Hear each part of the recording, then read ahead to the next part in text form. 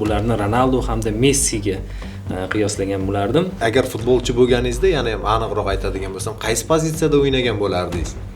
Biz biznes egalariga yordam beramiz. Futbolda o'yinchi bo'lishga emas, trener bo'lishga. Endi ko'pchilik tadbirkorlarimizning muammosi shuki, biz bu dunyoga faqat ishlash uchun kelmaganmiz. Biznes insonga xizmat qilsin, inson biznesga emas. Siz mana hayotingizni mohiyatini qachon anglaganingizni his qilgansiz? Kimdandir qayerdandir eshitganman, nima dedi?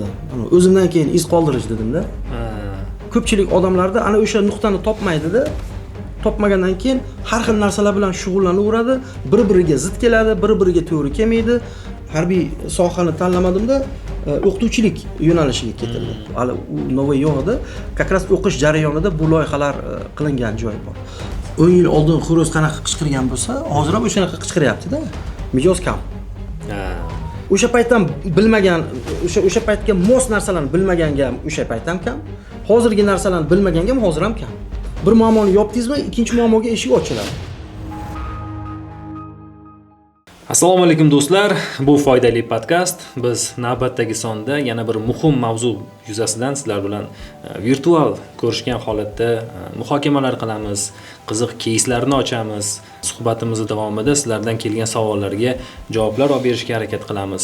Bugun yana bir ajoyib mavzu, bu asosan O'zbekistondagi biznesni rivojlantirish, sotuv va sotuvni tizimlashtirish borasida sohani bir futbolga qiyoslaydigan bo'lsak, bunda ikkita bir kuchli o'yinchilarni men qiyoslagan bo'lar edim. Bittasi Alisher aka, bittasi Ibrohim aka bo'lsa, bularni Ronaldo hamda Messiga qiyoslagan bo'lardim. Bugungi sonimizda ajoyib ekspert, marketing, sotuv, biznesni rivojlantirish va 8000 dan ortiq shogirdlarning ustozi, tadbirkorlarning ustozi, Buxoroni eng kuchli bilimli insonlardan biri Ibrohim aka Gulyamov bilan suhbat qilamiz. Assalomu alaykum Ibrohim aka, xush kelibsiz. Va alaykum assalom.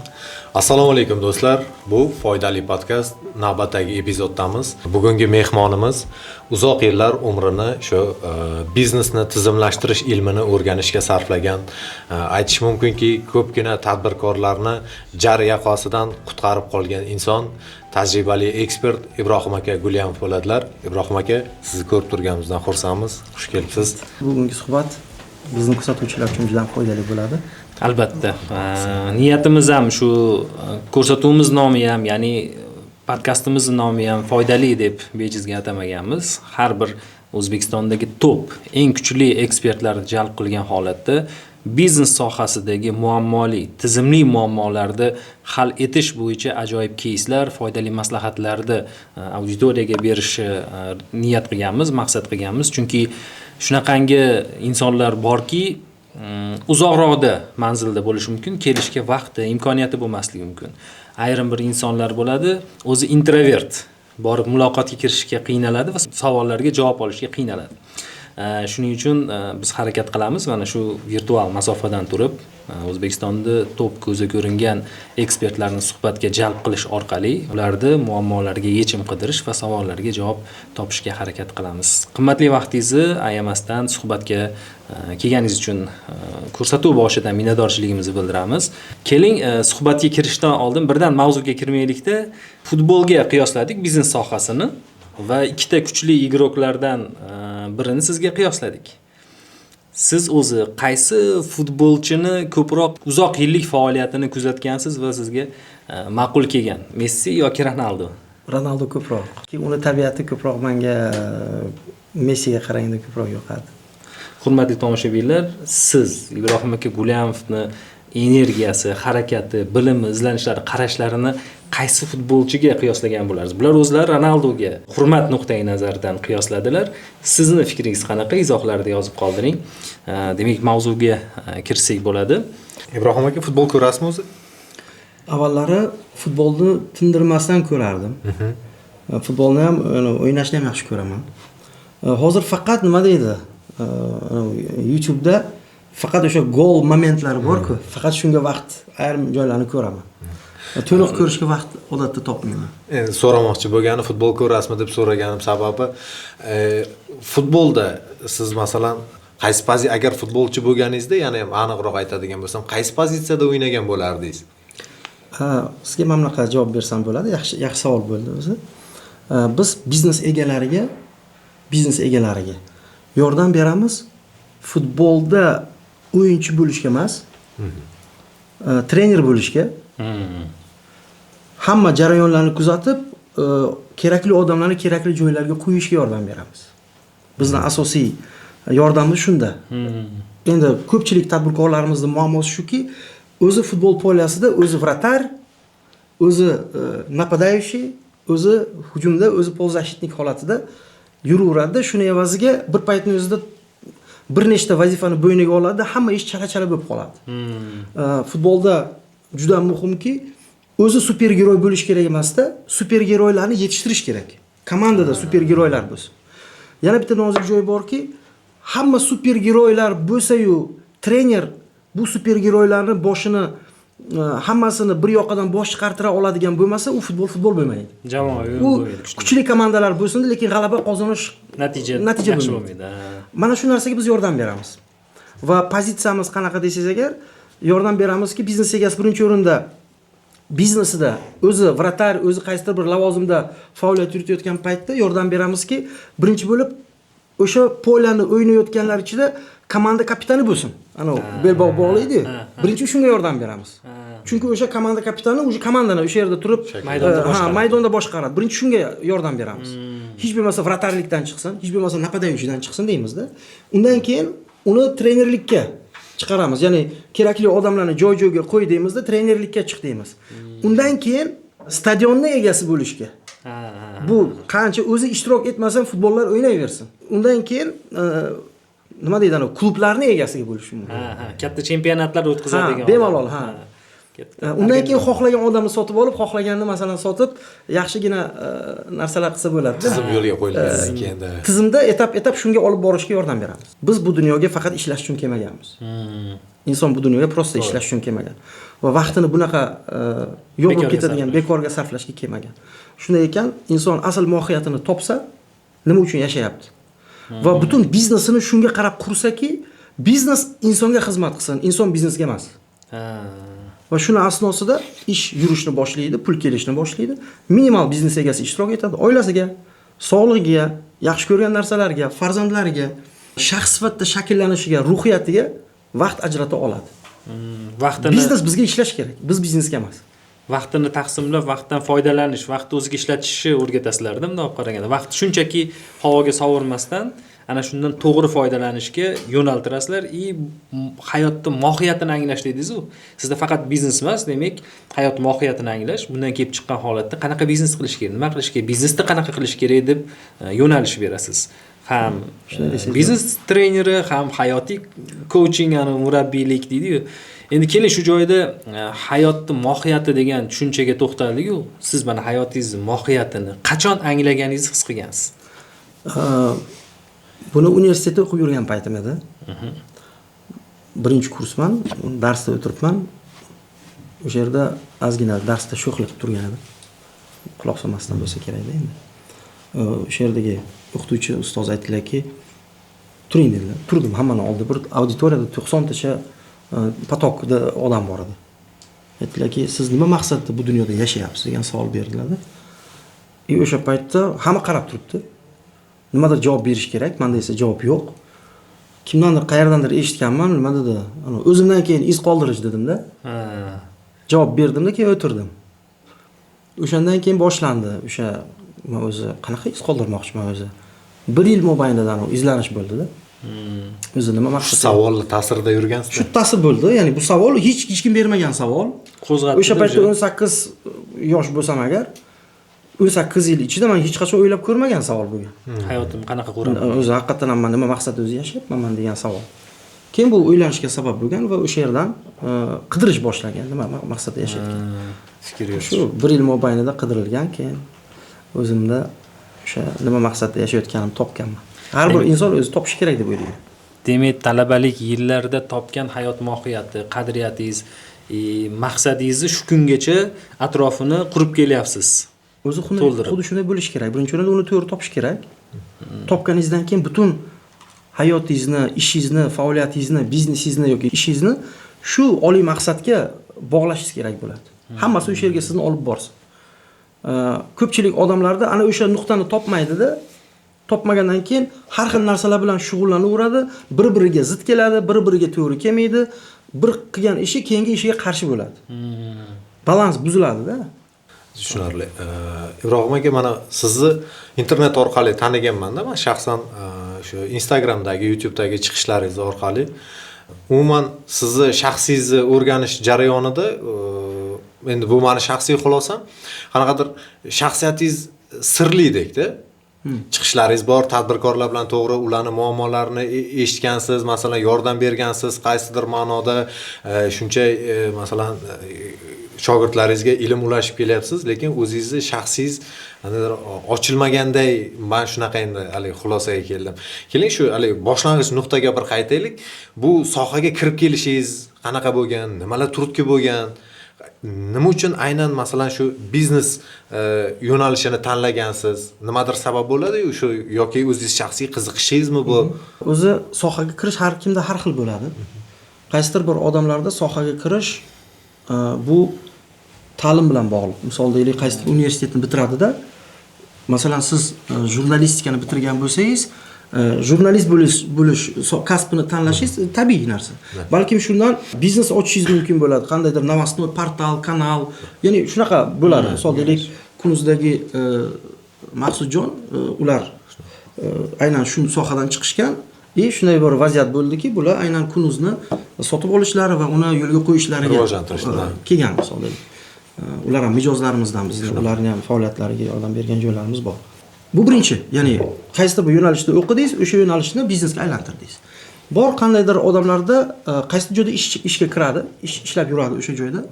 Misol deylik, biron bir zavodda ishladi, biron bir do'konda ishladi yoki qaysidir joyda ishladi. Ishlash asnosida uni ichkaridan o'rganadi, sir asrorlarni, sekretlarni. Misol restoranda ishlagan odam restoranning sir-sinoatlarini o'rganadi. Va yillar davomida ishlagan asnosida u har joyda prop ko'radi. Misol deylik, powerlikda ishlar balkim, ofitsiantlikda ishlar balkim, kastrada ishlar balkim. Shu jarayonda ishni o'rganadi-da, mabodo ishdan ketsa, yangi sohaga kirib o'tirmaydi-ku, bilgan sohasi bilan tajribasi bor bo'lgan sohaga kiradi-da odam. Shunaqa. Chunki umri qisqa va shu joyda mabodo biznes qilaman degan paytda shu sohaga kirib ketadi.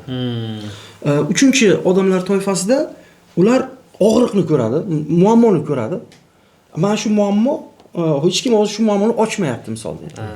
Ana shu muammoni cho'ta yechishga hech kim taklif bermayotgan paytda shu muammoni yechsa agar odamlarga bu yaxshigina foydali bo'lib qoladi. Shu joyda bu biznesga aylanishiga olib keladi. Bizning sohamizda, ya'ni men bu konsalting sohasiga kirib ketishda har xil narsalar ulanib ketgan joy bor. Misol deylik, men harbiy fakultetni bitirganman. Buxoro davlat universiteti harbiy fakulteti shunaqa bir yo'nalish edi, yoshlarni chaqiriqgacha tayyorlash degan yo'nalish bo'lgan. Alohida fakultet. Xullas, o'sha paytlar harbiyga kirishga bo'lgan nima bo'lgan? Harbiy fakultet. Harbiy sohani tanlamadimda, o'qituvchilik yo'nalishiga ketildi. Kollejda ishlashga to'g'ri keldi. Bir-biriga aloqasi yo'qday bo'linadi. Undan keyin Toshkentga kelib, arxitekturni dizaynerskiy studiyada ishladim. Bu yerda ustoz shogird nimasida, o'rtog'im, ustozim, undan o'sha uylar proyektlari, dizaynlari, qanaqa chizilishlarini o'rgangan. 4 yil mobaynida faoliyat yuritgan. Aloqasi yo'q bir-biriga, nima olsangiz. Orada Xitoydan bu narsalar olib kelib onlayn savdoni yo'lga qo'yilgan. Keyin bu bir-biriga qanaqa qilib bog'liq emas-ku bu desangiz agar, bog'liqlik joyi nima desangiz, harbiyda disiplina, qonun-qoidalar, tartib, intizom degan narsalar o'rganilgan. Kollejda odamlar bilan muloqot, dars o'tish, pedagogikaga o'xshagan doir narsalar o'rganilgan. Biznesda esa, ya'ni o'sha o'rtog'imning arxitektura, u dizayn, marketing, korxonaning ichkaridan muammolarni ko'rish o'rganilgan. Ya'ni marketingdagi muammolar, savdodagi muammolar, menejmentdagi muammolar, moliyadagi muammolar, klient oqimini ko'paytirishdagi muammolar. Keyin shu muammolarni qanaqa qilib yaxshilasa bo'ladi degan qiziqish paydo bo'lganda izlanish. Bu yerda o'qituvchilik bor, bu yerda disiplina bor, bu yerda muammoni ishxonani ichkaridan ko'rish bor. Bu kollaboratsiya bo'lyapti, o'rganishga olib kelyapti. O'rtog'imning ishxonasi bo'lgani uchun. O'rgangan narsalar sekin внедрять qilish, qo'llashga ana harakat bo'lyapti. Kimlargadir tavsiyalar berish boshlanyapti. Va bu narsa yaxshigina rezultat beryapti. Hali o'sha paytda konsalting, trening degan narsalar unaqangi rivojlanmagan. O'zbek auditoriyasi ichida yo'q edi bunaqa narsalar. Keyin shu maslahatlar, narsalar boshlangandan keyin buni monetizatsiya qilish, ya'ni buni qanday qilib buni biznesga aylantirish yoki daromadga aylantirish g'oyasi kelgan. Nima deydi? Boshlangan paytda shundan boshlanish. O'sha nuqtasi o'sha yerda bo'lgan. Boshlang'ich nuqtasi. Boshida biz individual tarzda ishlardik, ya'ni bir kompaniyani olamizda ichkaridan o'rganib chiqamiz va individual podxod qilamiz. Aynan muammosiga qadama-qadam yechim. Avval marketing, sotuvga qaratilgan xizmatlar ko'rsatgan bo'lsak, hozir kompleks xizmatlar ko'rsatamiz. O'zbekiston bozorida 10-yil faoliyat yurityapmiz. Bu bo'yicha 10 mingga yaqin konsalting sohasida 10 mingga yaqin tadbirkorlarni tizimli ravishda o'qita oldik. O'zbekiston bozorida eng ko'p tadbirkorlarni o'qitgan korxona hisoblanamiz. Va mijozlarimiz ichida misol deylik BTS kompaniyasi, ular bilan ham bizni darslarimizni o'qishdi, ham ular bilan individual tarzda ishlaganmiz. Hozir 300 ta filiali bor. Ya'ni 300 ta franshizani tarmog'i bor. Ya'ni 150 tasi adashmasam filial, 150 tasi franshizani tarmog'i. Biz bilan bir yil ishladik ular bilan individual tarzda. Ishlash jarayonida 14 tacha yo 12 tacha tochka bor edi. Hozir juda katta masshtabda faoliyat yuritdi. 300 dan ortiq bo'ldi.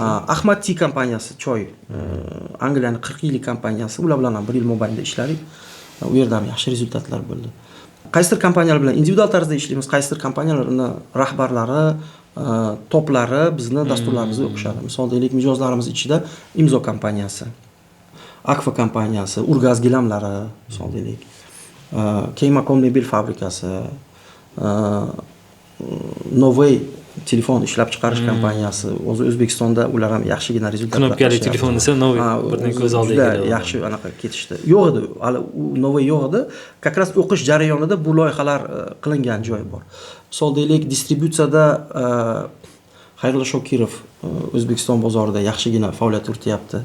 Bizning mijozlarimizdan har xil soha, bir 200 dan ziyod yo'nalishdagi tadbirkorlar bizni turli xil dasturlarimizda o'qib, O'zbekiston bozorida yaxshigina rezultatlar qilib kelishyapti. Shu asosiy yordamimiz kichik o'rta biznes egalarini, korxonalarni tizimlashtirishga yordam beramiz va biznes egalarini operatsion boshqaruvdan chiqishga, strategiya bilan, rivojlanish bilan, yaxshi ko'rgan narsalar bilan shug'ullanishga hissa qo'shamiz. Qo'yil. 10 yil ichida 10 mingga yaqin tadbirkormi? Bu tizimli ravishda tadbirkor. Bu faqat tadbirkor haqida gap ketyapti. Yoki yani tadbirkorlar xodimlari ham. Yo'q, bu yerda tadbirkor endi top rahbarlari bo'lishi mumkin. Asosan 90%, 99% rahbarlar, biznes egalari o'qiydi. Endi o'qib chiqqandan keyin toplarni ham yordamchi sifatida o'qitishadi. Asosan lekin shu aynan mana shu o'zingizni podkastlaringizdan ko'rgan holatda savolim bor edi, o'zingiz javob berib ketdingiz. Ustozni kimligini, uni bilimiga qarab yoki yurish-turishiga qarab bir qismdan baho bersang, uni shogirdlariga qarab asosiy bahosini berasan. Qanchalik kuchli ustoz, qanchalik bilimi bor, shogirdlari erishgan natijasiga qarab degan fikrlaringiz bor edi-da, agar to'g'ri yetkazgan bo'lsam.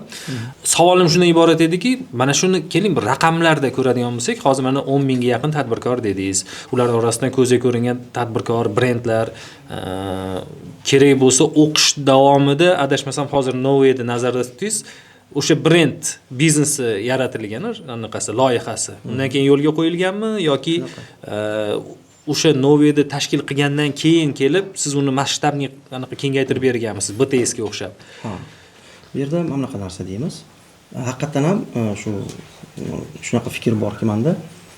O'zi ustoz deymizmi yoki konsultant deymizmi, uni rezultati nima desangiz agar, uni rezultati uni shogirdining rezultati.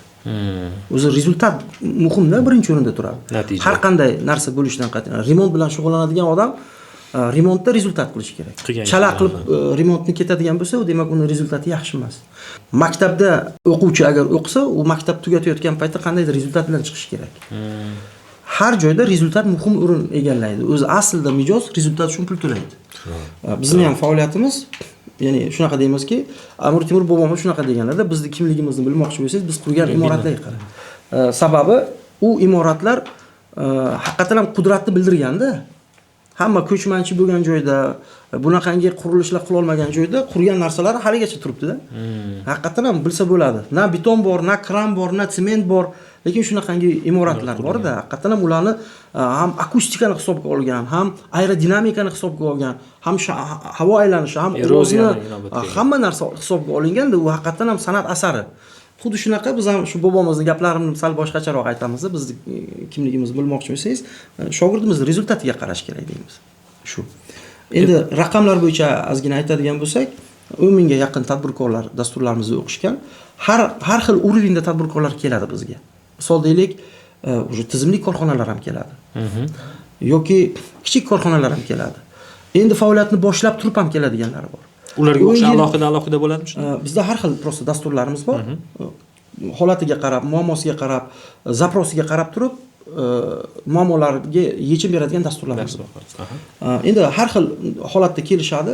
Noveyda adashmasam ular o'zi faoliyatlari anaqa aksessuar sotishardi.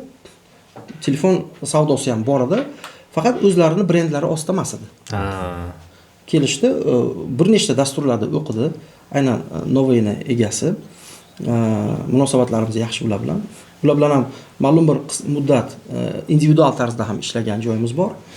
Keyin aynan bu loyihani o'ylab chiqishdi, zapuskat qilishdi, juda yaxshi ketdi. O'zbekiston bozorida knopush telefonlarda bular top pozitsiyani egallayapti. O'zbekiston bozori. Chunki o'zlarining dizaynlari, o'zlarini o'sha o'zgartirishlari, moslashtirishlari juda ham chiroyli narsalar qilishdi. Haqiqatan ham bozorda yaxshi o'rinni egallashyapti. Eng qizig'i bular hozirgi smart gadjetlar bir-biri bilan raqobat qilayotgan paytda bozorda paydo bo'lib, o'zini klientlariga ega bo'ldi, qoyil qolish kerak. Ha, shunday. Zo'r. Ibrohim aka, keling, mana sizni talqiningizda umuman bozorda bir tahlil qilsaydi, siz mana faoliyatingizni endi boshlagan yillarda, bundan 10 yil oldin tadbirkorlar, biznes egalari sizga qanday bir muammo bilan murojaat qilgan va oradan 10 yil o'tib mana bugungi kundagi muammolar qanchalik farq qiladi 10 yil oldingi muammolardan? O'sish bormi o'zi? Bor bo'lsa, qayerlarda ko'rasiz? Qarashlar. Muammolar umuman farq qilmayapti. Masalan, 10 yil oldin xo'roz qanaqa qichqirgan bo'lsa, hozir ham o'shanaqa qichqiryapti-da. Ya'ni o'zgargani yo'q hech narsa. Prosta davr mana masalan deylik, o'sha paytda savdoga bo'lgan, savdo oshishni xohlagan odam hozir ham savdoni oshishni xohlayapti. Faqat 10 yil oldingi savdoni uslubi bilan hozirgi savdoni uslubi farq qilyapti. Avvalgi, ya'ni davr o'zgaryapti-ku. Davrdagi har xil o'zgarishlar bo'lyapti. Shu o'zgarishlarga moslashish kerak bo'ladi tadbirkor. Muammosi o'sha bo'laveradi. Faqat yechim turlari, usullari har xil bo'ladi. Misol deylik, avval bozorga o'tirib odamlar bozorga borib tovar sotib olgan bo'lsa, hozir qanaqa bo'lyapti desanglar, hozir bozor endi odamlarning uyiga boryapti. Uzun marketga o'xshagan narsa. Telefonigacha kirib. Ha. Bunda ham savdo, bunda ham savdo. Faqat bunda model boshqacha bo'lgan, bunda model boshqacha. Tadbirkor agar davrga moslasha olsa, bilim moslasha olsa, farqi yo'q, qaysi davr bo'ladi, qanaqangi dunyoda o'zgarishlar bo'ladi, u baribir savdo qila olaveradi. Biznes ham yuraveradi, liboy anaqasiga. Faqat o'sha davrga moslash kerak. Moslashish kerak. Moslashmadimi, bozordan chiqib ketadi. Qo'yib. Nuqtasi shu. Shu hozirgi aytganingizdan kelib chiqib, davr o'zgaryapti, biznesda podxod o'zgaryapti, qarashlar o'zgaryapti. Hasan aka ustoz bilan suhbat qilganimizda ham shu narsani aytgan, holat o'zgarmaydi, munosabat o'zgaradi. Siz aytgandek, holat turibdi. Munosabat har xil tarafdan bo'lyapti, yangicha yondashuvlar bilan. Endi Fayozni aytmoqchi bo'lgani, menimcha sizga murojaat qilib kelgan, muammo bilan murojaat qilib kelgan tadbirkor o'sha boshida 10 yil oldin, mana 10 yil o'tdi, biznesi bilan shug'ullanyapti. Baribir bilim bu uzluksiz davom etishi kerak-da. Siz o'zingiz aytgandek, davr o'zgaryapti, zamon o'zgaryapti, uni yangi ko'nikmalarda o'zlashtirib, bagajni kengaytirmaydigan bo'lsa, u siz aytgandek bozordan chiqib ketadi. O'sha 10 yil oldin sizga murojaat qilgan tadbirkorni murojaati bilan 10 yildan keyingi murojaatini farqi bo'lyaptimi degan menimcha yondashuvda beradi. Mana shu joyda farqi yo'q deyapman-da. Bir xilmi? Bir xil. Zapros bir xil. Faqat sotuvni oshirishi? Yo'q, bunaqa emas. Men faqat bittasini aytdim hozir savdoda. O'zi zaproslar qanaqa desangiz agar, mana zaproslar quyidagicha, talablar quyidagicha. Mijoz kam. O'sha paytda ham kam edi. O'sha paytda ham kam, hozir ham kam. O'sha paytdan bilmagan, o'sha paytga mos narsalarni bilmaganga ham o'sha paytda ham kam. Hozirgi narsalarni bilmaganga ham hozir ham kam. Keyingi yillar yana yangi narsalar chiqadi-yu, u yerdan o'sha bilimini olmasa, u yerdan kam bo'laveradi. Farqi yo'q. Bilgan bilan bilmagan barobar bo'lmaydi hech qachon. To'g'ri. Va avvalo masalan qanaqa mijoz kamdirdi, savdo past, pul kam. Hamma ishni o'zim qilaman. Ishchilar hammasi muammo chiqaradi. Unisi mas'uliyatsiz, bunisi xiyonat qiladi, bunisi o'rganib tashab ketadi, bunisi aytganini qilmaydi. Ishini topish qiyin degan narsani 10 yildan beri bir xil eshitib kelamizda. Lekin buni boshqa tadbirkorda, sizdan o'qib ketgandan boshqa tadbirkor, albatta. Boshqa. Chunki har safar yangilari keladi-yu. Shu eski muammolar bilan keladi, yechim topadi, ketadi. Endi albatta o'qib chiqqandan keyin u muammolarni yechgandan keyin endi boshqa muammolar paydo bo'ladi. Chunki bir muammoni yopdingizmi, ikkinchi muammoga eshik ochiladi. Chunki yangi pog'onaga ko'tariladi. Misolga qarang. Menda mijoz yetishmayapti desa, agar biz unga mijoz oqimini ko'paytirish yo'llarini o'rgatsak, mijoz ko'payib ketadi-yu. Endi deydi, men ulgurmayapman deydi. Endi o'sha ikkinchi muammo paydo bo'ldi. Endi ulgurish uchun qamrab olish. endi deydi, biz sotuvchilar buni ko'tara olmayapti. Endi sotuvchilarni o'rgatib bu savdo hajmini ulguradigan darajada bersak, endi aytadi, ishchilar yetmayapti bizga deydi. Bo'ldi, endi ishchilarni ishga olish, o'qitish, tayyorlash va ishni qilishni agar o'rgatsak, endi deydi, boshqa yana muammo paydo bo'ladi. Endi deyapti, biz boshqa hududlarni egallashimiz kerak deydi. Masshtab bo'lishi. Yoki aytadiki, endi o'sha xodim ko'paydi, menda o'sha bardak bo'lyapti, tizim. Bunisiga aytsam, bunisiga ulgurmayapman, bunisiga aytsam boshqaruv. Qanday qilsam buni hammasini tizimga solay deydi. Tizimga solgandan keyin aytadiki, endi tizim katta hajmda qila olamiz, lekin zakaz endi bizga yetmayapti deydi. Endi o'sha masshtabiyat qilishning nimasi bor-da. Shu tariqa bu tugamaydigan prosess. Davom etib ketaveradi. Doimiy o'sish va amalga oshirish ketaveradi. Tushunarli. Korxona o'smasa, oldinga yurmasa, orqaga qarab ketayotgan hisoblanadi. Meni bitta qiziq savol bor-da. Mana sizda 10 mingga yaqin tadbirkor o'qidi. Trener bitta, futbolda ham bitta trenerda bitta taktikasi bo'ladi.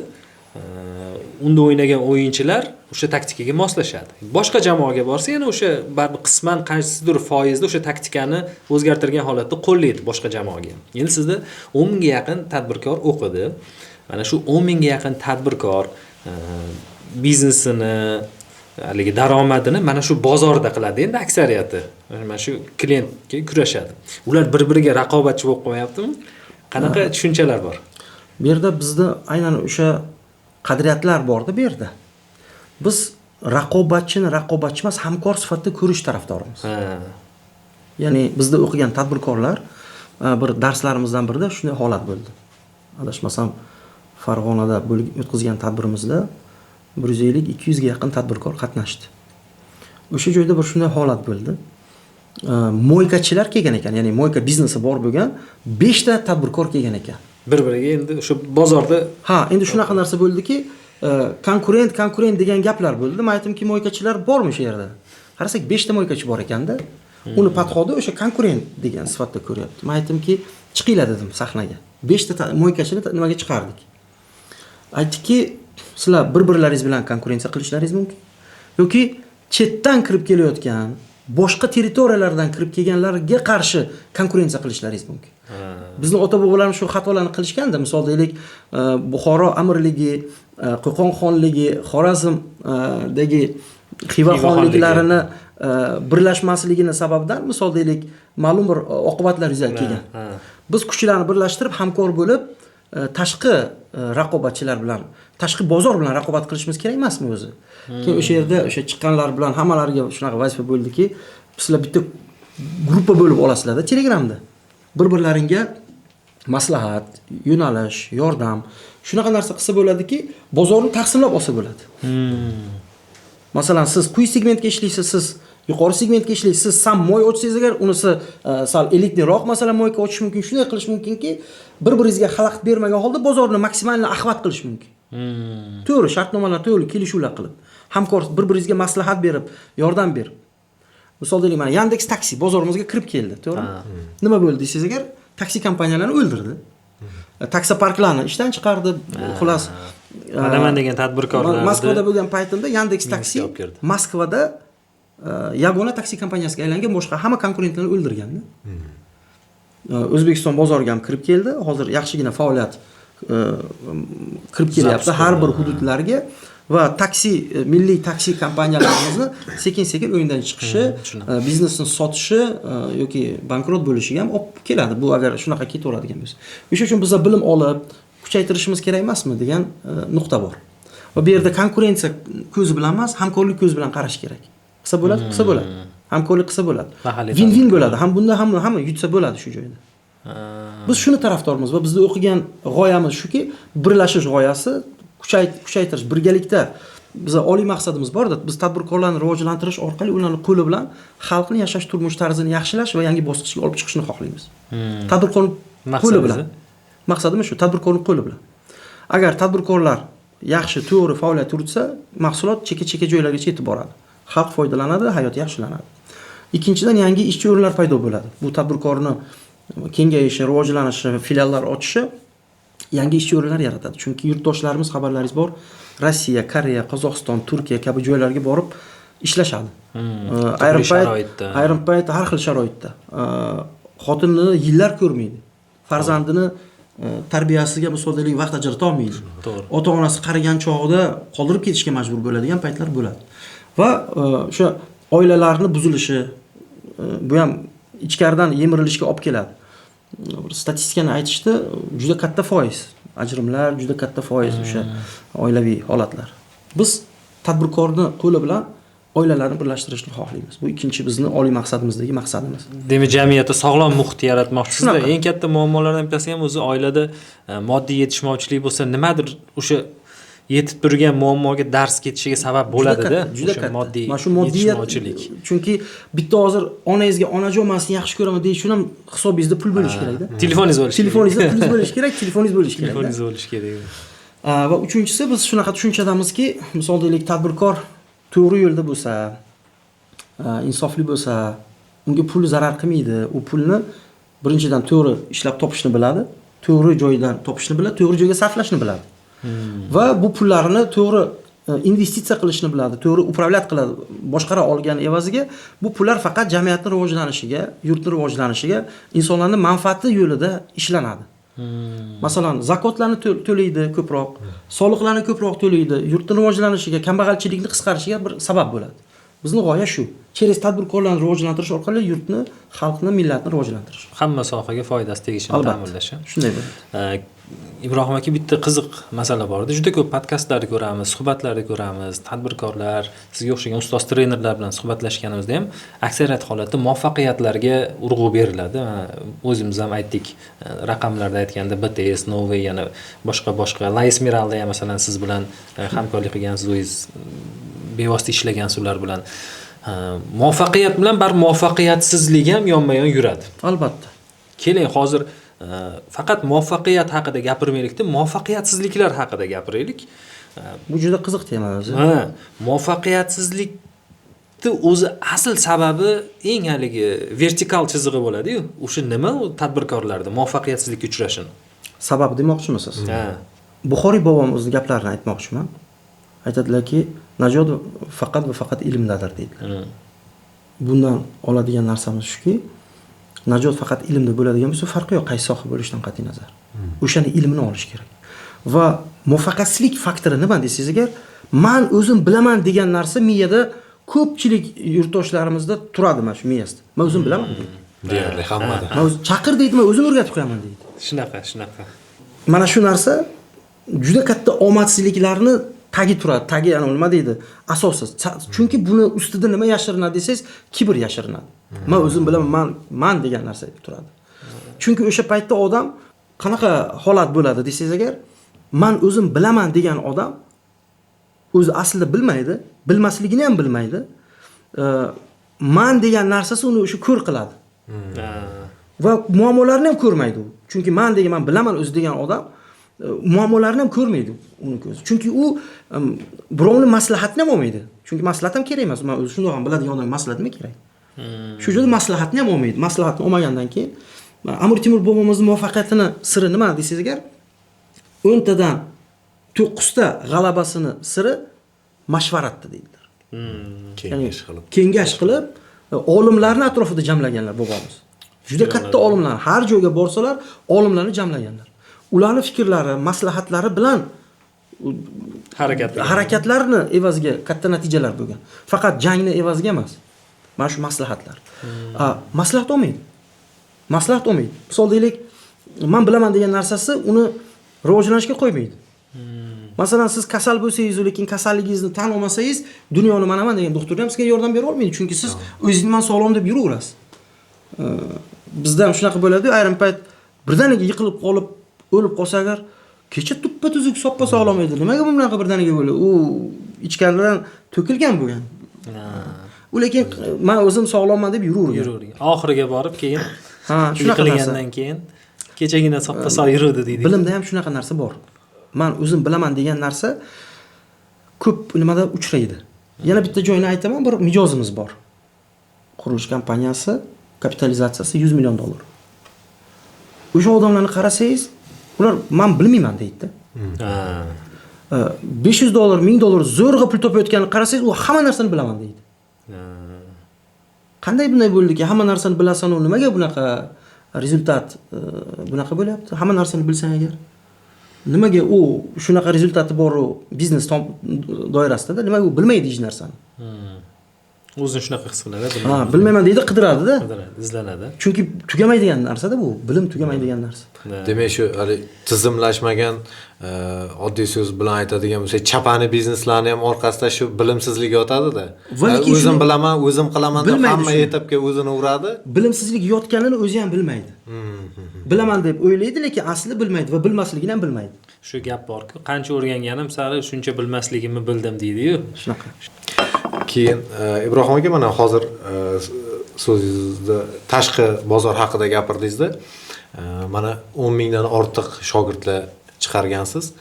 Shu 10 mingdan ortiq tadbirkorlar bu faqat o'zimizning ichki bozordagi tadbirkorlarmi yoki mana qo'shni davlatlardan ham kelgan shu biznesni tizimlashtiraman degan tadbirkorlar ham bormi chiqargan shogirdlaringiz ichida?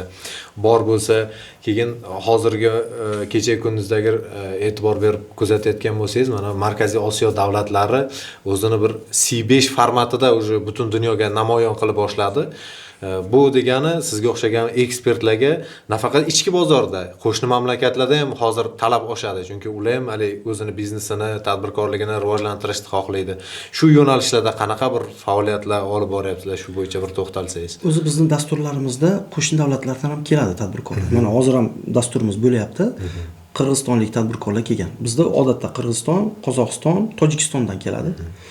Rossiya hamda Amerikadan ham kelgan tadbirkorlar bor. Hammasi o'zbeklar lekin, ya'ni o'zimizning o'zbek tilida gaplashadiganlar, o'zbek auditoriyasi. Chunki dasturlarimiz shu o'zbek tilida olib boriladi. Shu xalq uchun, shu tilda gaplashadiganlar uchun birinchi o'rinda mo'ljallangan. Ya'ni qo'shni davlatlardan ham keladi tadbirkorlar. Bizda aktivni Qozog'iston, Qirg'izistondan juda ko'p tadbirkorlar qatnashgan. Shu endi Fayoz siyosiy yo'nalishlarga qiziqqani uchun mana shunaqa siyosatga yaqinroq savollar beradi. Boyagi agar nima deydi, muvaffaqiyatsizliklar mavzusini davom ettiradigan bo'lsak, har bitta insonni haligi svitoy demaydi-da, o'ziga yarasha kamchiliklari yoki bo'lmasam qandaydir faoliyati bo'yicha kimlardir o'zini rakursida, shaxsiy fikrida negativlar berishi mumkin, har xil holatlar bo'lishi mumkin. Endi sizni faoliyatingizda ham shunaqa holatlar kuzatilgan bo'lishi mumkin. Uni tanimasdan iloji yo'q atrofdagi odamlarda. Shunaqa vaziyat bo'lganmi? Siz zo'r reja qilgansiz. Hammasi yaxshi ketadi deb plan qilgansiz, lekin qanaqadir o'xshamagan. Muvaffaqiyatsizlikka duch kelgan. Mazkur bitta muvaffaqiyatsizlikni bitta bir misol keltiraman. Mana bir o'rtog'im, o'zi biz birgalikda o'qiganmiz. U Amerikada yashaydi hozir ham. Bir kun taklif berdi. Birgalikda hamkorlikda biznes ochaylik dedi. Trak biznesi endi.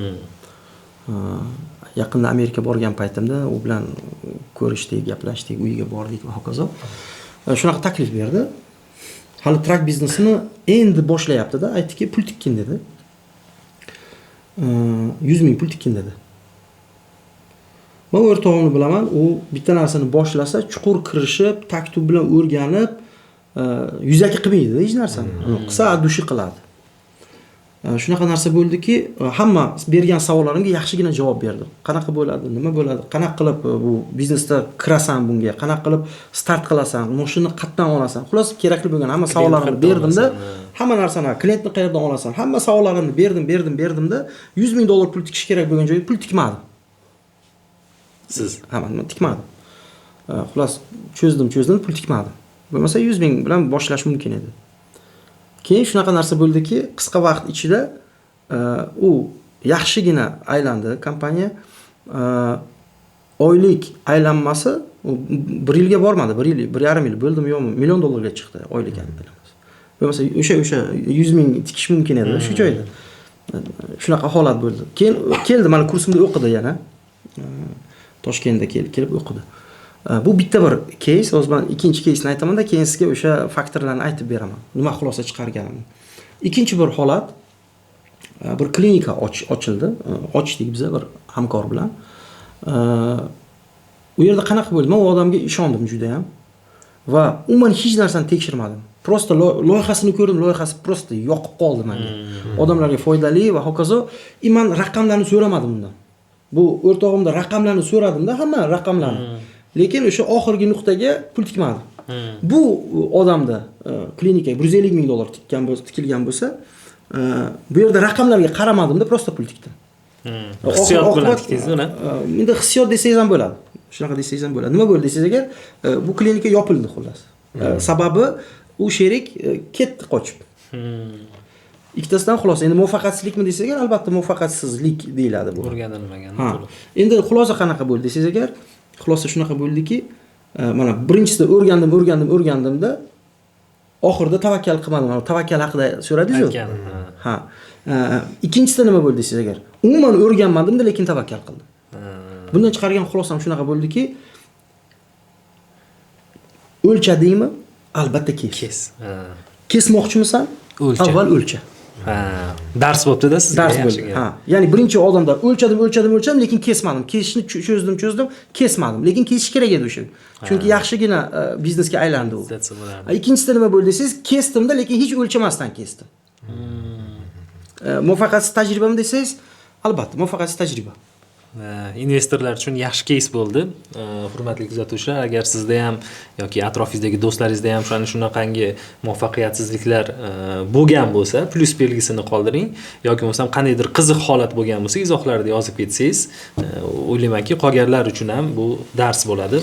Endi keling, hozir mana auditoriyaga ham aytdik, izoh yozib ketsa qolganlarga dars bo'ladi. Sizni ham qaysidir holatdagi o'sha hayotiy case'ingiz boshqalarga dars bo'lyapti. Shunaqangi holat bo'lganmi, siz kimnidir biznesida ko'ryapsiz, muvaffaqiyatsizlikka qarab ketyapti, jarga qarab, siz uni his qilyapsiz.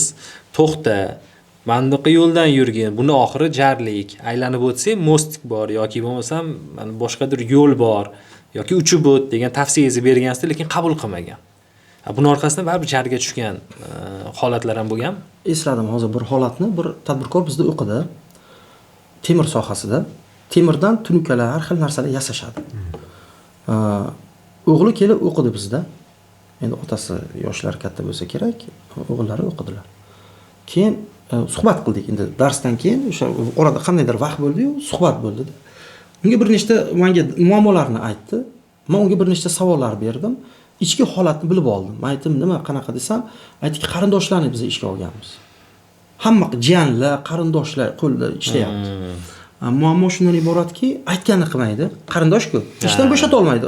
Bo'shatsa amakisi xafa bo'ladi, tog'asi xafa bo'ladi, ammasi xafa bo'ladi. Bo'shatmasa bular ichkaridan yemiryapti korxonani. Keyin men aytdimki, o'g'li kelgan o'qishda. Lekin o'g'il qaror qabul qiladigan odam emas. Masalan, korxonada o'zgarishlar qilish kerak, men buni qil desam, u bolaning kuchi yetmaydi, chunki otasi qaror qabul qiladi. Otasi esa o'qishga kelgani yo'q. Men aytdim, qara dedim. Bu holat bunaqa ketadigan bo'lsa, oxiri yomon bo'ladi. Chunki qarindoshchilik aloqalari uzilib, aka-ukagarchilikka, parokandalikka duch kelib, munosabatlar yomon bo'lishi mumkin. O'sha uchun bir amallab otangni olib kel, bir gaplashaylik dadang bilan. Bir suhbat qilaylik, men tushuntirib beray, qayerda nima nuqtalarga e'tibor qaratsinlar, chunki qarindoshchilik aloqalari uzilish arafasida. U yerdagi bo'layotgan mojarolarni, ishni evaziga shuda endi. Keyin u kelmadi. Oradan qanchadir vaqt o'tdi. Qarasam, qaysidir bir tadbirda bitta o'zi o'tiribdi-da. Yana muammoni so'rayapti, qanday qilsak bo'ladi? Men aytdimki, sizga men aytganman-ku, buni nima bu muammoning yechimi nima ekanligini aytganman-ku, o'sha ishni qilmasangiz bo'lmaydi deganman. Bu yana hammani oldi bunaqa deb turib xafa bo'lib ketavergan endi. Keyin oradan ozgina vaqt o'tib turib yana keldi. Ana endi og'ir vaziyat bilan keldi. Endi aka-ukalarning o'rtasida yaxshigina mojaro bo'lgan, ishni endi uje yaxshilik bilan hal qilib bo'lmaydigan bo'lgan, ichkaridagi jiyanlar, qarindoshlar alohida bo'lib chiqayotgan joylari bor, uje talash bo'lyapti. Bu meniki, bu saniki degan joylar bor. Keyin hisob-kitoblar tagi chiqmayapti endi. O'g'rilik bo'lganmi, xiyonat bo'lganmi, oldi-sotdi bo'lganmi, endi tovarlar tagi chiqmayapti. Misol deylik, qarzlar bor, yuklarni hisob-kitob qilib qarasa chiqmayapti.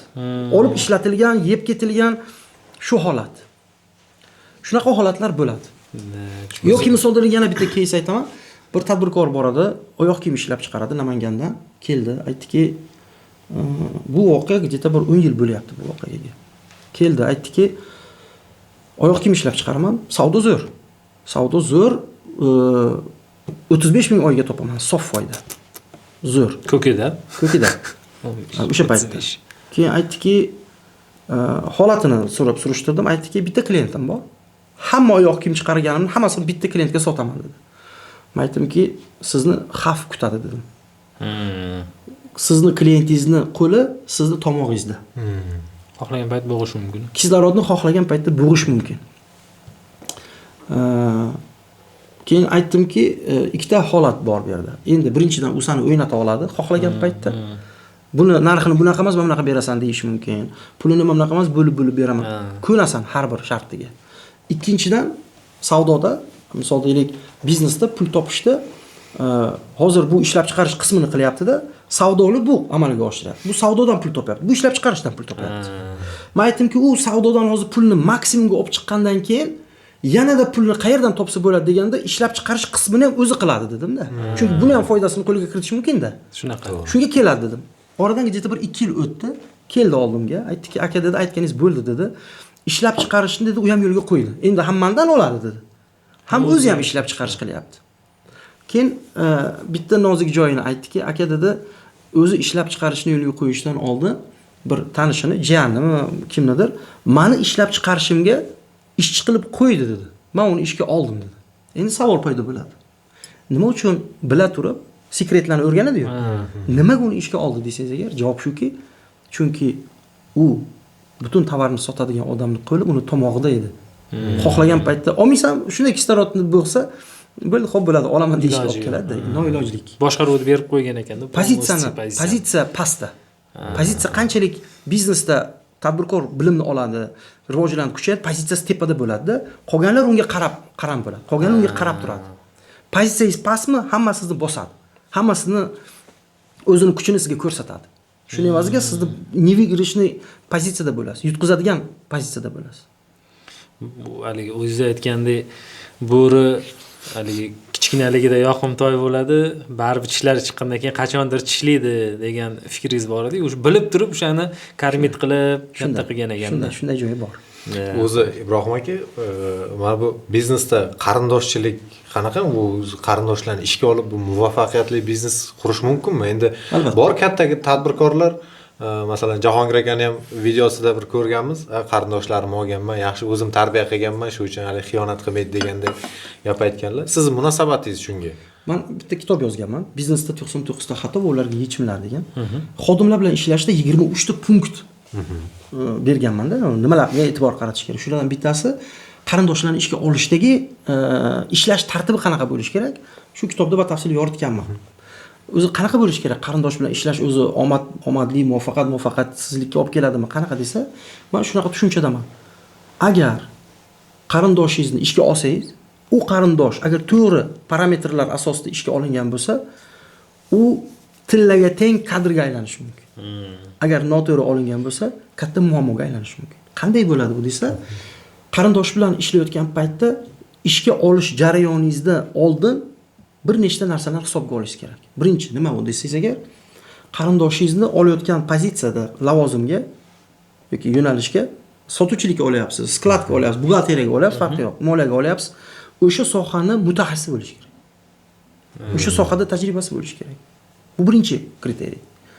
Bizda prosta muammo shundan iboratki, jiyanim-ku deydi, davay bu ishonchli odam moliyani hayotda u tushunmaydi. Moliyani dabdalasini chiqaradi. Bu birinchi narsa, ya'ni o'zini sohasini mutaxassis bo'lsin. Ikkinchi talab shuki, o'sha odam, qarindosh qolgan ishchilarga qaraganda 2 barobar mas'uliyatli bo'lish kerak. Chunki bizni kuzatuvlarimiz shuni ko'rsatadiki, jiyani eng ishxonadagi noto'g'ri ishlaydigan ishchida undan ibrat olinadi. Hamma aytadiki, jiyaning o'zi ishga kelmayapti. Men nimaga ishga kelishim kerak deydi. Jiyanni o'zi o'g'rilik qilyapti-da, bu begonadan nima anaqa. O'sha uchun jiyanizmi, ishchizmi, qarindoshizmi, kim u, do'stizmi, двойной mas'uliyatni olmoqchi bo'lsagina kelsin. 3-kriteriy o'sha sohaga, ya'ni o'sha ish bilan shug'ullanadigan odam mutaxassis bo'lishdan tashqari shu sohani qiziqish kerak, yaxshi ko'rish kerak. Masalan, mutaxassis bo'lish mumkin, lekin yomon ko'rish mumkin. Masalan, powerlikni o'qiganda, lekin powerlikdan nafratlanadi kimdir. Geografiyani o'qiganda geografiyadan nafratlanadi, chunki otasi majbur qilgan. Bunaqa bo'lmasligi kerak. Birinchidan sohani mutaxassisi bo'lsin, ikkinchidan 2 barobar mas'uliyatni his qilsin, uchinchidan shu sohada yaxshi ko'rsin, izlanish qilsin, qiziqish bo'lsin. Chunki unday odamlarni to'xtatib bo'lmaydi va bunday odamlar haqiqiy ishonsa bo'ladigan odamlar bo'ladi-da. Suyansa bo'ladigan odamlar bo'ladi. Qarindoshlarda agar shunaqa qarindosh bo'lsa, bu juda kuchli narsa bo'ladi. Chunki begona bera olmaydigan narsani qarindoshda yana bitta plyusi bor. Chunki u qoni birda endi. Orqaga suyansa bo'ladigan, orqada pichoq suqmaydi u. Lekin agar qarindoshingiz o'zi biron bir mas'uliyatsiz ish joylarda u ishdan haydalganda, endi nima qilamiz? Jiyan hozir ishdan kakras ishsiz qolgan shu jiyanni olgin endi ishxonangga desa, shu nimada olsa uni. Undan tashqari u mas'uliyatni his qilmasa, undan tashqari u umuman tushunmasa sohani, umuman qiziqish ham bo'lmasa nima bo'ladi desangiz, u o'zidan poshshoni yasab oladi. Vazirni yasab oladimi bilmayman, poshshoni yasab oladi. Hammani buyruq berishni boshlaydi. Ishga xohlagan ishini qiladi. Shuni evaziga qolganlarga yomon ibrat bo'ladi-da. Uni endi hayday desangiz, qarindoshlik xohlaysiz, ammangiz bilan munosabatingiz yomon bo'lgani uchun mayli deysizda, shu yerdan ro'zg'or qilyapti deysizda, rahmingiz keladi. U ichkaridan korxonani yemiradi. Muhitni ham buzadi. Muhit buziladi. Ibrat ola olmaydi.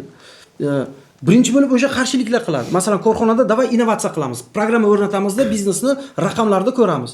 Aytadiki, nima kerak edi? Shunda ham normal ishlab yuramiz, nima kerak edi deydi. O'zi qarshilik qiladi. Tushunmaydi, qiziqmaydi-da. Gap qaytaradi hammaning oldida, endi obro'sini yetkazadi, to'g'ri. Amakimni o'g'li menga nima anaqa deydi-da. Ana endi eng yomon tomoni, agar bular tomonidan xiyonat bo'lsa, biz endi ko'rgan, bilgan narsalarimizdan. Endi qarindosh xiyonat qildi. Shunda nima qanday tutish kerak o'zini? Qarindoshni haydasa ham zarar. Qoldirsa ham zarar. Bo'pti mayli o'g'ri, zato o'zimizniki desa ham, u ham o'sha zarar. Har qolganlarga ibrat bo'lib qolyapti. Har tomonlama shu holatga keladi. Demak, kelishish olish kerak ekan. Yechim. Mas'uliyati yo'q. O'sha sohani bilmaydigan va qiziqishi yo'q bo'lgan qarindoshni ishga olmasdan ozgina amangiz xohlaysiz xafa bo'lsin, keyinchalik katta yomon oqibatlarga olib kelgandan ko'ra boshdan ozgina xafa bo'lgani yaxshi. To'g'ri. To'g'ri ana. Qarz bermasiz bir marta xafa bo'ladi, qarz bergandan keyin yillar davomida xafagarchilik bo'ladi deydi. O'shanga o'xshagan boshidan oldini olib, lutchi keyinchalik bo'ladigan muammodan ko'ra oldin olgan yaxshi. Bu ham bir muvaffaqiyatsizlikni keltiradigan omillardan biri. Juda ham. Keling endi mana shu joyda hozir yaxshi keyslar 1 2 3 qilib alohida nimalar, kriteriyalar berib ketyapsiz. Bizni ko'rib turgan tadbirkorlar orasida qanaqadir o'zini baribir muvaffaqiyatsizlikka qarab ketyapman deb his qilib, ko'rib, bilib turgan odamlarga nima tavsiya berasiz? Birinchi o'rinda nimalar qilish kerak va ishni qaysi yo'sinda olib borib ketish kerak? O'sha har bir muammoni yechimi muammoni tan olishdan yoki aybni, xato, kamchiligimizni tan olishdan boshlanadi. Yo'q, men o'zim shundoq ham hamma narsani bilaman degan odam hech qachon bilib ola olmaydi. Men hech qanaqa kasalligim yo'q degan odam doktorga ham yaqiniga ham bormaydi. Demak, agar tavsiya shuki, agar biznesingizda qandaydir muammolar duch kelayotgan bo'lsangiz, demak, ana o'sha joyda nimadir noto'g'ri qilayotganingizni bildiradi. Misol deylik, hozir organizmingizda qaysidir joyda og'riq bo'lsa, bilingki, qayerdadir siz tizimda, organizmni bir tizim deb oladigan bo'lsak, qayerdadir muammo bor degani. Modda almashinuvida, organlarning ishlashida qayerdadir muammo bor. Tizim agar to'g'ri ishlayotgan bo'lsa, muammo chiqmasligi kerak, og'riq bo'lmasligi kerak. Hammasi bir-biri bilan hamohanglikda ishlash kerak. Xalaqit bermaydi bular, organlar bir-biriga, tizimlar bir-biriga xalaqit bermaydi, bir-birini to'ldiradi. Ishxonada ham xuddi shunaqa narsa. Muammolar chiqyaptimi? Savdoda, skladda, ta'minotda, moliyada, ishchida, klient bilan yoki demak nimadir noto'g'ri ketayotganini bildiradi. Shu holatda nima qilish kerak bular? Xo'p, savol bersin, nima bunaqa muammo chiqyapti? Mani nimadirni bilmasligimdan shunaqa narsa bo'lyaptimi yoki hamma narsani bilaman u bu o'zi shundoq tabiiymi bu? Bilmadi deylik. Mana masalan, sotuvim bo'lmayapti, sababini bilmayapman desa nima qilish kerak? Masalan, sizga o'xshagan trenerlarga murojaat qilish kerakmi yoki bo'lmasam sotuv mutaxassisini almashtirish kerakmi? Nima qilish kerak? O'zini bilimini ustida yana YouTube'da ochish kerakmi, kitob ochish kerakmi? Birinchi bo'lib o'zini qayerda mani o'zimni aslida muammom qayerda deyish kerak. Misol deylik, ishchida desa, bo'ldi, ishchini bo'shating, nima bo'ladi desa agar, yangi ishni oldi, yana o'sha ish sodir bo'ladi. Demak, u ishchida emas ekan. Misol deylik, menga ayrimlar aytadiki, yaxshi ishchini olgandim, ishga olsam yomon ishlashni boshlamadim, to'g'ri tushundimmi sizni? Normal odamni oldingiz, ishxonaga qo'ydingiz, u yomon ishlaydigan bo'ldi, to'g'rimi? To'g'ri. Demak, sizni ishxonangizning muhiti shu darajada yomon ekanki, normal odam ham yomon bo'lyapti. Demak, muhitni kim paydo qildi desa agar, kim biznes egasi? Siz. Muhitni kim paydo qildi? Siz. Nimaga muhitni yomon qildingiz? Chunki bilimingiz yo'qligidan yoki o'zingizda to'g'rilashingiz kerak. Adolatsiz muhit yaratganingizdan keyin ishxonada shu holatlar bo'ladi. Amir Temur bobomiz nima dedilar? Kuch adolatdadir dedilar. Va tizimni adolat bilan qurdilar. Va adolatli joyda gina to'g'ri almashinuvlar bo'ladi. Mijoz bilan klient bilan korxona o'rtasidagi almashinuvlar to'g'rilanadi. Ishchi bilan ishchini o'rtasida, rahbar bilan ishchini o'rtasida adolatli muhit bo'lgan joyda ishlagingiz keladi. Chunki bilasizki, siz mehnatingiz hech qachon zoya ketmaydi. Mehnat yaxshi qildingizmi, mehnatingizga mukofot olasiz. Bunday ishxonada ishlagingiz keladi. Shuning uchun bu juda muhim narsa. Sizga o'xshagan mana shu sohaning ichida yurgan ekspertlarda nisbatan bugungi kunga nisbatan kelajagini bir qadam oldinni ko'ra bilish bo'ladi-da, chunki ilm baribir yordam beradi bu narsaga. Demoqchi bo'lganim, hozir bizni ko'rib turgan tadbirkorlarga mana 2025-yilda hozir sun'iy intellekt bizga shiddat bilan kirib keldi-da hayotimizga. Shiddat bilan kirib kelib, biznesda ham juda katta transformatsiyalar bo'lib ketyapti. Shu hozirgi biznesmenlarga qanday tavsiya berasizki, ular masalan oldingi 2 yillik, 3 yillik strategiyalarni belgilashda shu sun'iy intellektga, ijtimoiy tarmoqlarni inobatga olib, bugundan boshlab qanday bir harakatlar qilish kerak deb o'ylaysiz? Men o'ylayman, o'sha xususiyat odamlarda o'zgarishi kerak. Qanaqa xususiyat desak, moslashuvchanlik xususiyatini o'ziga privivka qilish kerak-da. Tadbirkor. Nimaga moslashuvchanlik? Chunki avvalga qaraganda hozir davrni tezligi, ya'ni o'zgarish tezligi kuchaydi. Vaqt juda katta tez o'zgarish bo'lyapti-da, ulgurilmayapti. To bitta narsaga moslasham deguncha u ham o'zgardi misol deylik. Ana o'sha xususiyatni o'zida mujassam qilgan odamlar har qanaqasiga muvaffaqiyatga juda yaqin bo'ladi. Chunki davr o'zgardi, u srazu o'zgardi. Davr o'zgardi, srazu o'zgardi. Ayniqsa sun'iy intellekt kelishi bilan bu skorost yanada tezlashdi. Bilmayman necha yilga tezlashdi bu. Chunki juda ko'p kasblar o'lishiga katta bir o'zgarishlarga olib keldi. Bitta masalan odam 50 ta odamning ishini qila oladigan darajada o'zgarish bo'ldi. Kimlar bu yana bilimga borib taqaladi. Bu ham o'sha sun'iy intellekt bilan ishlashdan u ham bilimga borib taqaladi. Masalan, o'sha darslarimizdan birida yaqin muddatda o'tgan hafta adashmasam shu shanba kuni tadbirkorlar bilan suhbat qilish jarayonida 400 ta tadbirkor ishtirok etyapti. 400 ga yaqin tadbirkor. So'radim. Mana dedim, kim hozir biznesini Amir Temur bobomiz mavzularida gap ketdi. Amir Temur bobomiz o'sha davrda eng передовой texnologiyalarni qo'llagan odam. Eng so'nggi texnologiyalarni qo'llagan odam hisoblanadi. Jangda eng o'sha nima deydi? Jang yuritishda masalan porox bombalarni ishlatgan bobomiz. O'sha paytda dushmanlarni juda katta sarosimaga solgan. Hamma chopar jo'natsa, otda masalan xabar jo'natsa, kabutar sistemasi orqali nimani yo'lga qo'ygan bobomiz Isfahon jangidan keyin. Yangi narsalarni doimiy tarzda eng zo'r texnologiyani o'rganib turib, o'shani biznesda joriy qilgan. Mehmet Fotih Istanbulni, Konstantinopolni fath qilishlarida dunyoda yo'q bo'lgan, misli ko'rilmagan pushkalar bilan jang qilganlar. Eng oxirgi texnologiyada endi. Hozir sun'iy intellekt endi eng so'nggi texnologiya. Men ularda so'radim. Bugungi zamonga moslagan. Hozirgi sun'iy intellekt hozir. Dronlar sistemasi misol deylik agar nimada olsa. Harbiy sohada. Men so'radim tadbirkorlardan. Bir turist tadbirkor o'tirib. Men aytdim, kim dedim, sun'iy intellektni ishlatyapti. Qo'llar ko'tarildi bilmayman qancha. Kim o'zi sun'iy intellekt nimaligini bilmaydi desam, bir 70%, 65% bo'lsa kerak odam qo'l ko'tardi, sun'iy intellekt nimaligini bilmaydi. So'radim. Men aytdim, kim hali ham biznesini yuritish jarayonida hali ham bloknot, daftar da yurityapti. Bir 30-40% odam bloknot, daftar nimada yurityapti. Men aytdim, hozir dedim, shunaqa sun'iy davri, sizlar hali ham bloknot yuritayotgan bo'lsangiz, sizlar Amir Temur bobomizga xos farzand bo'lmayapmiz biz. Ular so'nggi texnologiyani qo'llagan. Zamonga moslashish kerak deyapsiz. Qanday bo'ladi bu? Tushunarli. Bu tadbirkorlarda ertaga mana hozir Jahon savdo tashkilotiga qo'shilsak yoki bo'lmasa mana Markaziy Osiyo davlatlari o'zaro o'rtadagi savdo tizimini ochiq shaffof qilib bemalol qiladigan bo'lsa, bu degani bizni bozorda yangi igroklar ham paydo bo'ladi deganida haligi tadbirkorlar. Yangi igroklar. Mana eng kattasi bu Xitoy deydigan bo'lsak, eng katta tadbirkorlar orasida hali o'ylantirib qo'ygan masala ham shu bo'lib qoldi. Mana shuni aytdim-da. Misol deylik, bu yerda dronlar bilan kelayotgan paytda biznes raqobatida-da endi. Bu yerda ketmon bilan chiqsa qanday bo'ladi? Buni asosida yechim bersiz, demak o'qish kerak.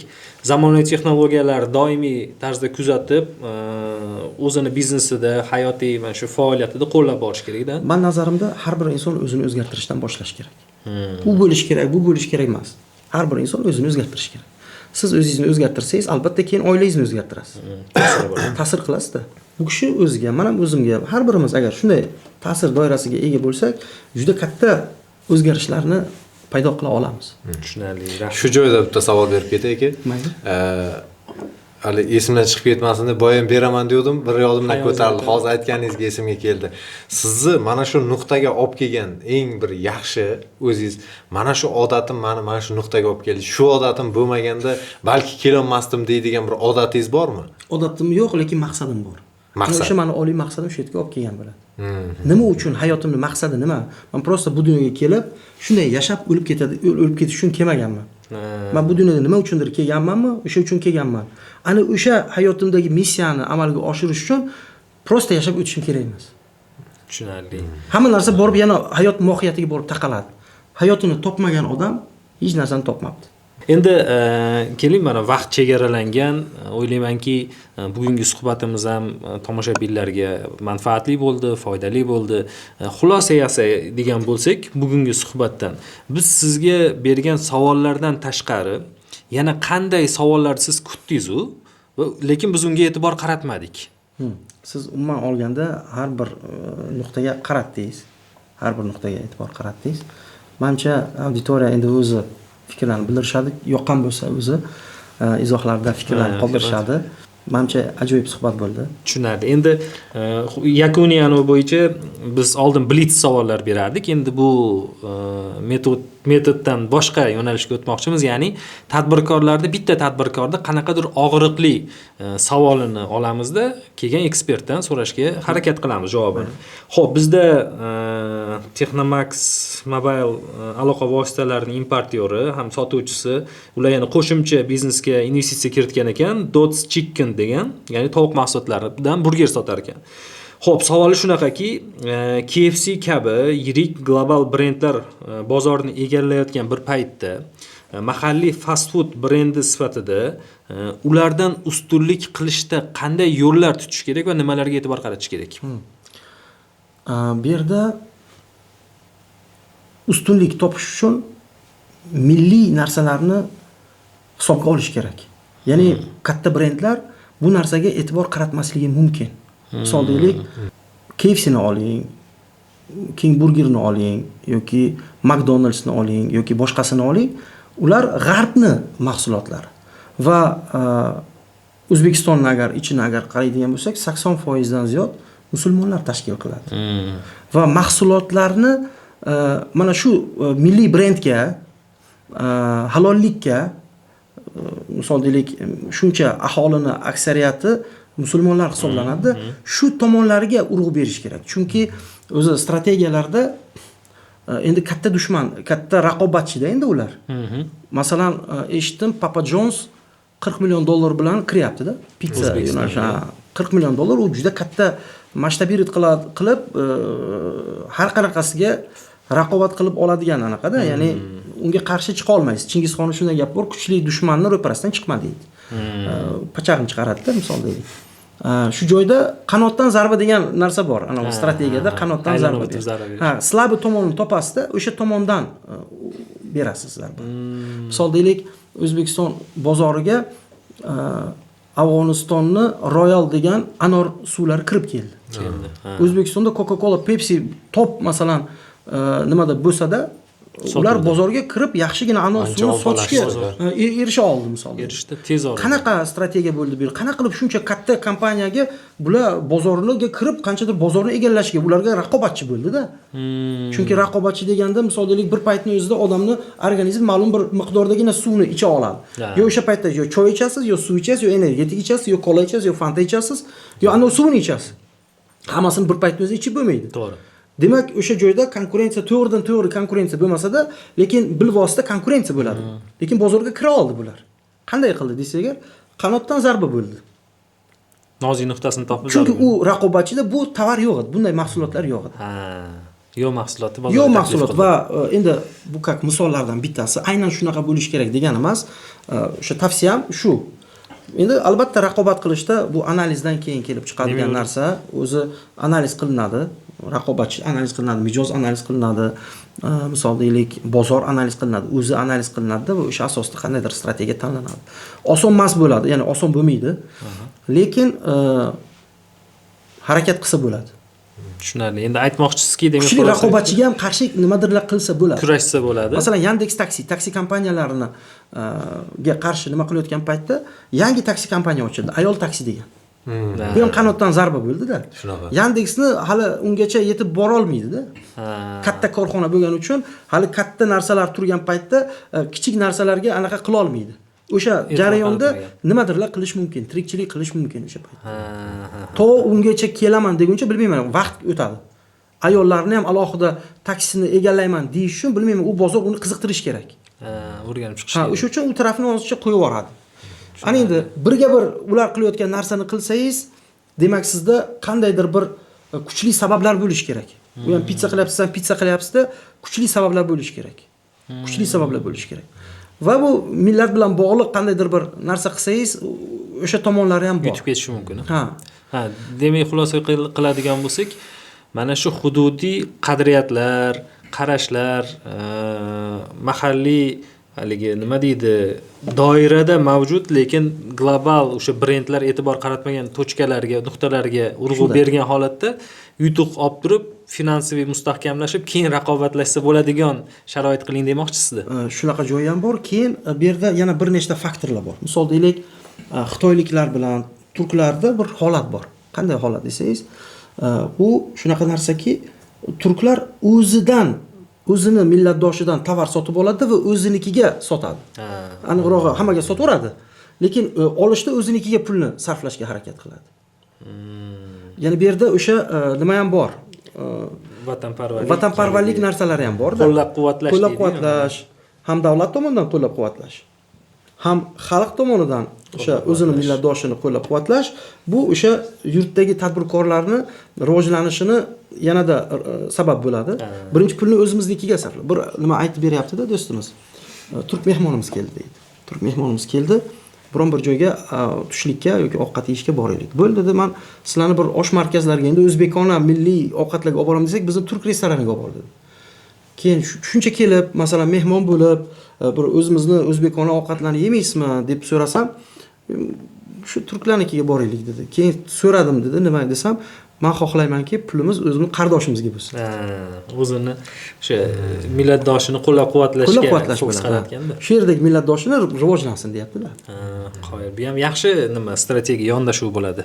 Strategiyasining qaysidir qismida shunga urg'u beradigan bo'lsa, yutib ketish ehtimoli bor. Bu yerda endi xalqning ham holati bor-da, menga nima bizga bu mirovoy brend bu deb turib anaqa bo'lishi ham mumkin.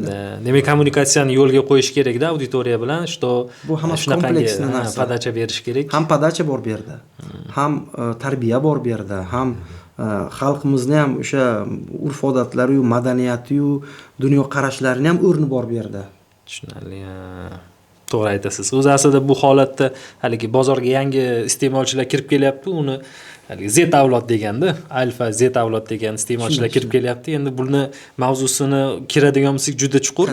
Buni imkoni bo'lsa qachondir mana vaqtingiz bo'lsa, qiyin bu narsa. Z avlodga qiyin. Qadriyatlar, qarashlar, bular boshqacha. Shuning uchun endi qachondir vaqtingiz bo'lsa, yana imkoniyatini qilsak, mana shu mavzuga ham bir kiradigan bo'lsak, suhbatimiz Ibrohim aka sizga ma'qulmi? Nima deysiz? Fikringiz? Albatta.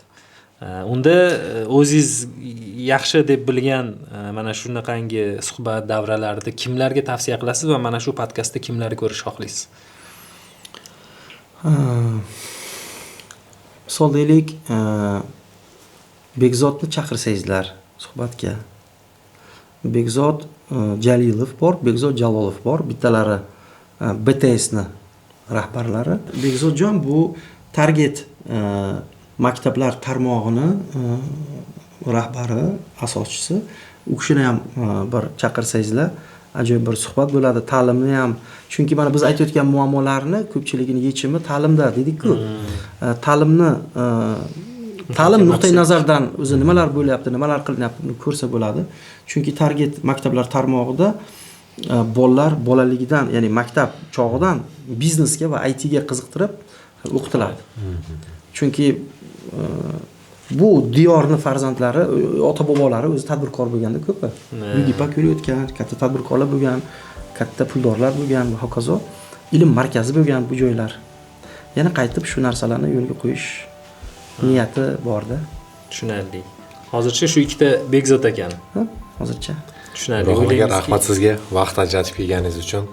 O'ylaymizki, bugungi suhbatimiz mana bizni tomosha qilib turgan foydalanuvchilarga ham hammaga foydali bo'ldi deb o'ylaymiz. Sizga ham katta rahmat. Xudo xolasa yana yangi mavzular bor. Yana keyingi suhbatlarimizda sekin vaqtingizni ajratadigan bo'lsangiz kirib boraveramiz.